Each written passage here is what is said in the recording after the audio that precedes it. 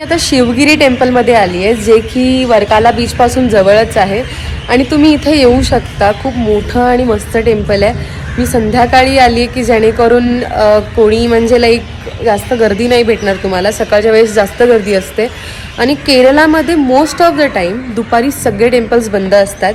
तुम्हाला संध्याकाळी किंवा सकाळीच यावं लागेल.